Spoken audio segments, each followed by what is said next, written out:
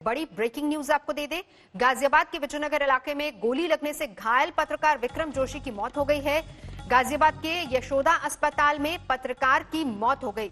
विजयनगर इलाके में बदमाशों ने घेर कर विक्रम जोशी को गोली मारी थी। पूरी वारदात वहां लगे सीसीटीवी कैमरे में रिकॉर्ड हुई थी। भांजी के साथ हुई छेड़खानी की शिकायत की गई थी पुलिस में, जिसके बाद बदमाशों ने पत्रकार विक्रम जोशी पर हमला किया और इस मामले में फिलहाल पुलिस ने 9 लोगों को गिरफ्तार किया है। लापरवाही के आरोप में चौकी इंचार्ज को भी निलंबित किया गया है। पुलिस ने इसमें 9 टीमें बनाई हैं। 9 लोगों की गिरफ्तारी भी हो चुकी है।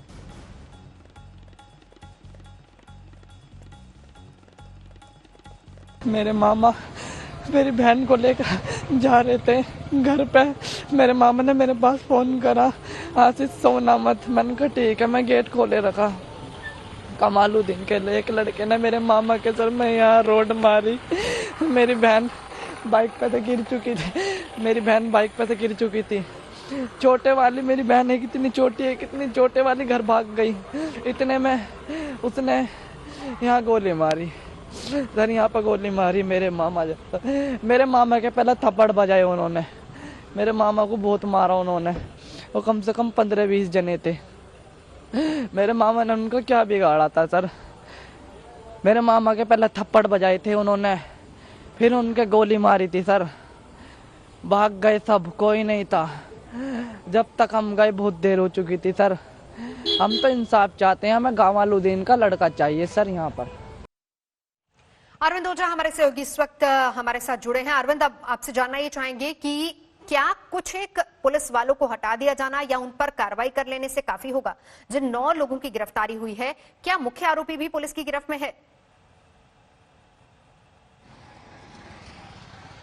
बिल्कुल नवजोत, 9 आरोपियों को पुलिस ने गिरफ्तार किया है, जिनमें से ज्यादातर वो आरोपी है जिनके खिलाफ पहले ही शिकायत दी गई थी। यानी सीधे सीधे लापरवाही का ही नतीजा है कि पत्रकार विक्रम जोशी की मौत हो गई। यशोदा अस्पताल में लगभग 4 बजे उन्होंने दम तोड़ा। हालांकि सोमवार से जब गोली मारी गई थी तब से उनकी हालत काफी गंभीर बताई जा रही थी, क्रिटिकल थी, वेंटिलेटर पे थे। इसी दौरान गाजियाबाद पुलिस ने कुल 9 आरोपियों को गिरफ्तार किया, चौकी इंचार्ज को सस्पेंड किया। ये चौकी इंचार्ज वही है जिसको लगातार शिकायत दी गई थी, जिस तरह से छेड़छाड़ की घटना हुई थी आपने सुना भी होगा, जो उनकी भांजी है। और जिस तरीके से हत्या हुई है उससे पता चलता है कि जो बदमाश थे उनके हौसले कितने बुलंद थे। शिकायत नहीं दर्ज की गई थी, जिसका नतीजा था कि उन बदमाशों के हौसले बुलंद थे। सीसीटीवी में साफ दिखाई दे रहा है, बदमाश बाकायदा घेर कर हमला करते हैं, मारपीट करते हैं, उसके बाद भागते वक्त गोली मारकर फरार हो जाते हैं। जो गाजियाबाद के एसएसपी है उन्होंने चौकी इंचार्ज को सस्पेंड किया है, पूरे मामले की जांच करा रहे हैं। उन्होंने दावा किया है कि 9 आरोपियों को गिरफ्तार किया गया है, जिनमें से वो भी आरोपी है जिसने विक्रम जोशी को परिवार क्या कह रहा है अरविंद, जरा वो सुन लेते हैं, फिर उसके बाद आपके पास लौटते हैं। परिवार क्या कह रहे हैं, सुनते हैं वो। तारीख को जिसमें हमने उन्हें मारा था, मेरा भाई विक्रम भी था।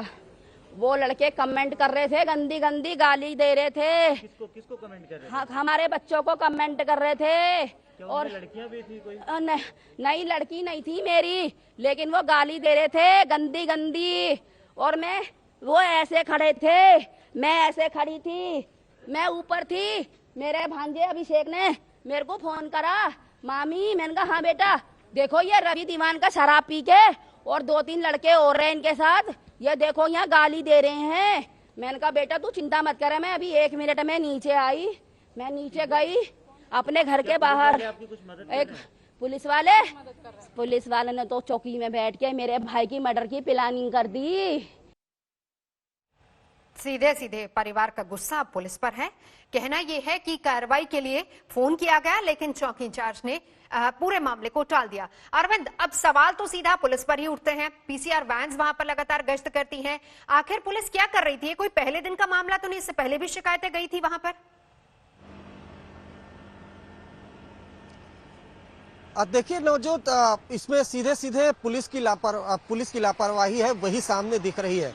क्योंकि यहाँ पर बाकायदा शिकायत की कॉपी भी आज तक के पास मौजूद है, जिसमें बाकायदा शिकायत दी गई थी, चौकी इंचार्ज को शिकायत दी गई थी। और शायद यही वजह है कि चौकी इंचार्ज को इस पूरे मामले में सस्पेंड भी किया गया है, जो शुरुआती तफ्तीश पुलिस ने की है। लेकिन सवाल यह है कि क्या बड़े अधिकारियों पर एक्शन नहीं होना चाहिए, जिनके जिम्मेदारी है लॉ एंड ऑर्डर की जिम्मेदारी पूरे गाजियाबाद की रखना। आखिर एक पत्रकार जो जब लगातार शिकायत दे रहा है, पहले भी मारपीट हुई थी ऐसा पुलिस का दावा है, तो जब शिकायत दी गई तो एक्शन क्यों नहीं लिया गया? और जब एक्शन नहीं लिया जाता है तो इस कदर बदमाशों के हौसले बुलंद होते हैं, जो आप सीसीटीवी में देख पा रही हैं कि बाकायदा 20 सड़क पर पत्रकार को रोका जाता है, उसके साथ मारपीट की जाती है, उसके बाद गोली मारकर आरोपी फरार हो जाते हैं।